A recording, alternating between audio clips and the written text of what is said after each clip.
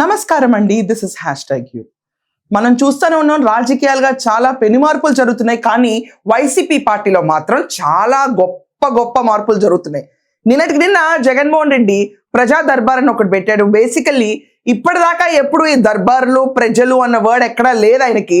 Sudden గా నిన్న మాత్రం ప్రజా దర్బార్ అంట. ప్రజా దర్బార్ పులివెందుల్లో ఆయన ఆఫీస్ లో కండక్ట్ చేసిన ప్రజా దర్బార్ కి జనాలు చాలా మంది వచ్చారు. వచ్చిన దాంట్లో కొంతమందినే లోపల పర్మిట్ చేస్తున్నారు. మళ్ళీ ఇదేంటో నాకు అర్థం కాదు. ప్రజా దర్బార్ అన్నప్పుడు ప్రతి ఒక్కరిని ఆదరించాలి, అదంతా కాదు. అక్కడ దాంట్లో మాత్రం కొంతమందే పర్మిసిబుల్, కొంతమంది పర్మిసిబుల్ అవ్వబట్టి మిగతా వాళ్ళందరూ ఒకవేళ రద్దీగా అయిపోయి కిటికీలు కూడా పగిలింది. కిటికీలు పగిలిన తర్వాత అక్కడ ఉన్న సిఐ గారు వచ్చి కేసు నమోదు చేస్తాము అని చెప్పినప్పుడు, అబ్బే లేదండి వీళ్ళందరూ మా వాళ్లే, పొరపాటున పగిలిని అని చెప్పి వాళ్ళకాళ్ళే సర్దుమర్చుకున్నారు. ఇలాంటి ప్రజా దర్బార్లు లాస్ట్ 5 ఏళ్ళు నడుపుంటే ఆ గవర్నమెంట్ సరఫరా చేసిన లిక్కర్ గురించి జనాలు ఎంతమంది చనిపోయారో వచ్చి నివేదించుకునేవాళ్ళు. ఇదంతా కాకుండా తిరుపతి లడ్డూలో పట్టి వాళ్ళు వచ్చి ఆఖరికి తిరుపతి దేవస్థానంలో ఇది నెయ్యి కాదు జిగురు సాగుతుంది, వాసన వస్తుంది, ప్రజలందరినీ మోసం చేస్తామని చెప్పినప్పుడు ఆ లడ్డూలు తిన్న భక్తులు ఎవరైతే ఉన్నారో మైసూర్ ల్యాబ్ రిపోర్ట్ వచ్చిన తర్వాత కలవడానికి ఒక దర్బార్ పెట్టుంటే ఓహో నాయకుడు అనిపించుకోవచ్చు. సడన్ గా ప్రజా దర్బార్. ఎందుచేతని ప్రజా దర్బార్ తెలుసా? మీ అందరికి ఒక ఐడియా ఉందా? చంద్రబాబు నాయుడు గారు ఎమ్మెల్యేలు అందరినీ కాన్స్టిట్యువెన్సీలోనే ఉండాలి, ఎక్కడ బయట తిరగకూడదు, ప్రజల దగ్గరే ఉండాలి, ప్రజా దర్బార్ నిర్వహించాలి అని చెప్పి ఆయన చెప్తే ఆయన మాటను తీసుకుని ఈరోజు ప్రజా దర్బార్లు పెట్టాడులేండి. అంతకంటే గొప్పగా ఏం లేదు. మీకు గుర్తుంటే ఇది వరకు పులివెందుల్లో జగన్మోహన్ రెడ్డిని కలవడానికి VIP పాస్ ఇష్యూ చేశారు, గుర్తుందా? మర్చిపోయారా? అలాగే నిన్న కొంతమందినే పర్మిట్ చేస్తారంట, అందరినీ పర్మిట్ చేయకూడదంట. సో ఆ కొంతమంది అంటే ఏంటి, సెలెక్టివ్ క్యాండిడేట్స్ అండి. బేసికల్లీ ఏంటంటే ప్రతి ఒక్కళ్ళు వచ్చి వాళ్ళ సమస్యలు, వాళ్ళకి కావాల్సిన బిల్స్, ఆయన టెన్యూర్ లో పనిచేసిన వాళ్ళందరూ, ఇంకా బిల్స్ అందనాళ్ళు ఉంటారు చూడండి, వాళ్ళందరూ లోపలికి వచ్చేస్తే అమ్మో అలా కాదు. ప్రజా దర్బార్ అంటే మేము చూస్ చేసుకుంటాం, నువ్వు ఇంతే, మేము కొంతమందినే పర్మిట్ చేస్తాం అని తొక్కిసినట్లు నిన్న వాళ్ళ బయలుని పెద్దగా ప్రభుత్వానికి, దేశానికి, రాష్ట్రానికి ఏ నష్టం లేదనుకోండి. ఎనీవేస్ ఇది నిన్న జరిగిన ఒక చిన్న మైక్రో లెవెల్ ఈవెంట్ ప్రజా దర్బార్. ఓకే, ఆ ప్రజా దర్బార్ పక్కన పెడితే ఇప్పుడు మనం చూస్తే కనుక వైఎస్ఆర్సీపీ పార్టీలో 18 మంది మాజీలకి పెద్ద షాక్ తగిలిందా అని చెప్పి బయట రూమర్స్ నడుస్తున్నాయి. మాజీలకు షాక్ కాదు, 18 మంది మాజీల వల్ల జగన్మోహన్ రెడ్డికి షాక్ తగిలిందని చెప్పి క్లియర్ గా సంకేతాలు వినిపిస్తున్నాయి. లాస్ట్ ప్రభుత్వంలో వీళ్ళందరూ చేసింది ఒక సామాజిక వర్గానికి చెందిన వాళ్ళని మాత్రమే, మళ్ళీ క్లియర్ గా చెప్తున్నారు, ఒక సామాజిక వర్గానికి చెందిన వాళ్ళని మాత్రమే సెలెక్ట్ చేసుకుని జగన్మోహన్ రెడ్డి అండ్ కో వాళ్ళందరూ టీడీపీలో ఉన్న లోకేష్ గారిని అవనండి, చంద్రబాబు నాయుడు గారు ఫ్యామిలీస్ అవనండి, ప్రతి ఒక్కళ్ళ నేతలను అవనండి, ఇష్టం వచ్చినట్టు మాట్లాడడానికి ఫుల్ రైట్స్ ఇచ్చేసేవాళ్ళు. వాళ్ళ మాట్లాడి ఏమైపోయిందంటే చివరికి వాళ్ళ సామ్రాజ్యం ఆ కాన్స్టిట్యువెన్సీలోనే కూలిపోవడం మొదలైంది. వాళ్ళకి అదే సామాజిక వర్గం నుంచి చీత్కారాలు తప్ప ఇంకేమీ పొందలేదు. మొత్తం గేమ్ క్లోజ్ అయిపోయి ఓడిపోయి ఒక మూల కూర్చున్నారు. ఇదంతా కాకుండా వాళ్ళపైన కేసులు కూడా పడినాయి. వీళ్ళేమైనా గ్రజ్జి చేసిన కేసులా కానే కాదు. ఇప్పుడు ఫర్ ఎగ్జాంపుల్ ఇక్కడ జగన్మోహన్ రెడ్డి అందగాడు వల్లభనేని వంశీ, నేను మళ్ళీ అందగాడు అంటాను నన్ను అనొద్దు, ఆయనే అన్నాడు ఆయన అందగాడని. ఆయన దగ్గరికి వెళ్ళి కాదని చెప్పించుకునే దాకా జనాలు ఇలాగే అనుకుంటారు. ఎనీవేస్ పాజిటివ్ టర్మే కదండి, ఆయన గురించి అందే పెద్దగా ఫీల్ అవ్వక్కర్లా. సో వల్లభనేని వంశీ పైన మనం చూసుకుంటే కిడ్నాప్ కేసు, గాంధీ బొమ్మ దగ్గర ఇల్లు కేసు, స్థలం కేసు, ఇదంతా కాకుండా మనం చూసుకుంటే మైనుల కేసులు, దాని తర్వాత నకిలీ ఇళ్ల పట్టాల కేసులు, ఇలా వగేరా కేసులు ఉండటంతో 137 రోజులు జైల్లో 6/4 సెల్లో అనుకుంటా వల్లభనేని వంశీకి విత్ అరుగు ఇచ్చి ప్రొవిజన్ 137 రోజులు జైల్లో కలిపి వచ్చిన తర్వాత ఒకే ఒక్కసారి పులివెందుల పులిగారిని వెళ్ళి కలిసి వచ్చిన తర్వాత ఎక్కడా మళ్ళీ కలిసిన దాఖలాలు లేవు. దాని తర్వాత కొడాల వెంకటేశ్వరరావు చూస్తే మాత్రం మట్టి తవ్వకాలు, ఇదంతా కాకుండా మనం చూసుకుంటే కనుక ఉపాధి హామీ పథకం కింద చేసిన ఘోరాలు, ఈ కేసులన్నీ ఉండటంతో కొడాల వెంకటేశ్వరరావుకి ఇమీడియట్ గా అప్పుడే హార్ట్ ఆపరేషన్ అయిపోయి బొంబాయో ఎక్కడికో వెళ్ళి చేయించుకొచ్చాడు కదా. వచ్చిన తర్వాత రికవరీ కోసం ఎప్పుడు హైదరాబాద్ లో ఉంటాడు, కోర్టులకి పోలీస్ స్టేషన్లకి అటెండ్ ఒకటి మాత్రమే గుడివాడ వెళ్తూ ఉంటాడు, ఎక్కడా కనిపించాడు, ఏ కార్యక్రమాల్లో కనిపించడు, గప్ చుప్. దాని తర్వాత అబ్బాయి చౌదరి కూడా ఎక్కడా కూడా ఆ కార్యక్రమాల్లో పార్టిసిపేట్ చేస్తున్నట్టు దాఖలాలే లేవు.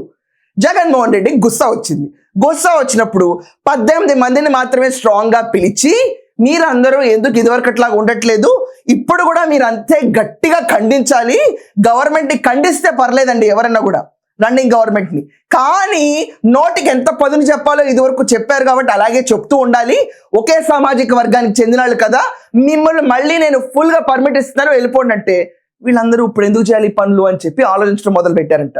జగన్మోహన్ రెడ్డి ముందు మాత్రం సైలెంట్ గా కూర్చున్నా కూడా ఆ పార్టీ నేతలందరితో మేము ఇలాంటి పనులు చేయలేమని చెప్పి కూడా గట్టిగా ఇచ్చారంట.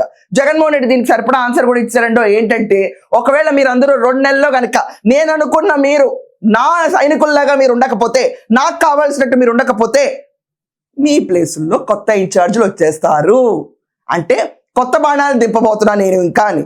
ఆ భయంతోనో ఏంటో ఎవరికి తెలీదు, సడన్ గా మనం చూసుకుంటే కనుక వల్లభనేని వంశీ గన్నవరంలో ఆఖరికి 1 కోటి సంతకాల సేకరణ, దాని తర్వాత ప్రజలు ఎప్పుడో చనిపోయిన వాళ్ళు ఇప్పుడెళ్ళి ఓదార్చడము కాస్త ప్రజల్లో కనపడడం మొదలు పెట్టాడు.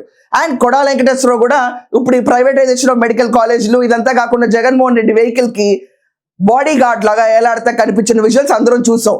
ఇంతే తప్ప నోటికి మాత్రం పదును పెట్టే ధైర్యం మాత్రం చేసే సీన్ లేనే లేదు. ఇది క్రిస్టల్ క్లియర్ గా ఉంది. కానీ జగన్మోహన్ రెడ్డికి ఈ విషయం మీద చాలా నిరుత్సాహం, నిస్పృహ, ఒక రకమైన దయనీయ పరిస్థితిలోకి వెళ్ళాడో ఏంటో చాలా మంది బయట అనుకుంటున్నారంట. ఆ పార్టీలో వాళ్ళు వినికిడి వార్తల ప్రకారం జగన్ మారడా, ఇంకెప్పటికీ మారడా, ఇంతేనా, ఎప్పుడు చూసినా ఎదుటి వ్యక్తుల్ని పరుషంగానే మనం మాటలు ఉపయోగిస్తేనే మనం కార్యకర్తల్లాగా, లేకపోతే సైనికుల్లాగా, లేకపోతే ఆయుధాల్లాగా, బాణాల్లాగా మిగిలిపోతామా అని చెప్తే వాళ్ళందరూ మేము ఇంకా ఈ పనులు చేయలేమని కూడా అక్కడ ఉన్న పార్టీ సెకండ్ లెవెల్కి ఇన్ఫార్మ్ చేశారంట. ఈ మీటింగ్ కూడా జరిగి కొన్ని రోజులే జరిగింది, కానీ జరిగిన రోజుల్లోనే ఇంపాక్ట్ ఒకటైతే కనిపించింది.